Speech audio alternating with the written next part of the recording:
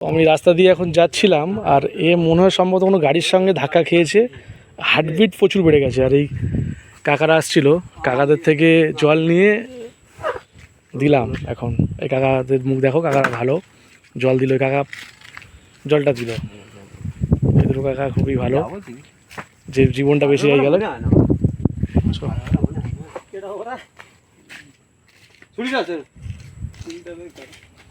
তো এখন এর চেষ্টা করছে ওড়ার, বাট উঠতে পারছে না। আর একটু জল দিই। কাকা একটু জল দিতে হবে নাকি? হয়ে গেছে। কাকা এখন বাঁচানোর চেষ্টা করছে, হালকা করে চেষ্টা করছে কাকা।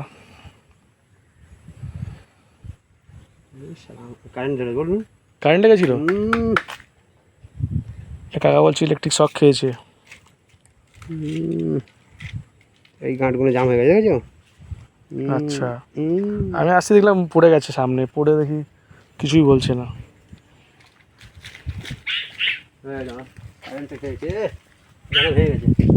টানা হয়ে গেছে,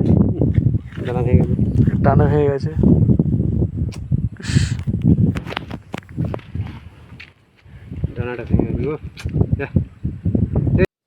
এখন অনেকটা চেষ্টার পর পাখিটা অবশেষে বেঁচে গেছে প্রাণে।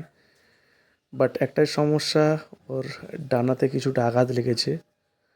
আমার মনে হচ্ছে কোনো গাড়ির সাথেও ধাক্কা লাগতে পারে। যাই হোক, একে নিয়ে এখন কী করবো আমি বুঝতে পারছি না। যদিও আমি পাখি বিশেষজ্ঞ নই, তো আমার একটুকু ভালো লাগছে যে যেভাবে পড়েছিল ওকে জল দিয়ে বাঁচানোর চেষ্টা করলাম, এবং ও বেঁচেও গেছে, এখন সুস্থ আছে। যখন ওকে প্রথম হাতে উঠিয়েছিলাম, ওর হার্টবিট প্রচুর বেড়ে গেছিলো, মানে কেমন একটা দেখাচ্ছিল। তো এখন খুব ভালো লাগছে যে ও বেঁচে গেছে। যদিও একটু সুস্থ আরও হয়ে যায়, ও উঠতে পারবে আশা করছি।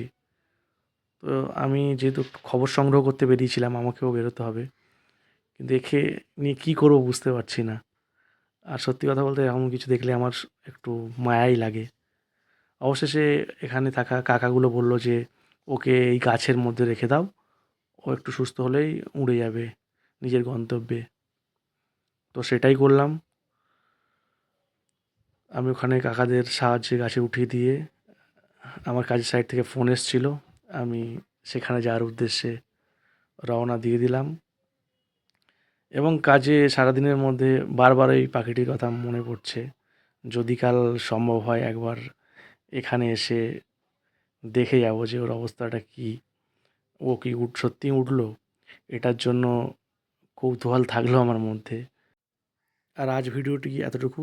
দেখা হবে নেক্সট একটি ব্লগ নিয়ে। ততক্ষণের জন্য টাটা।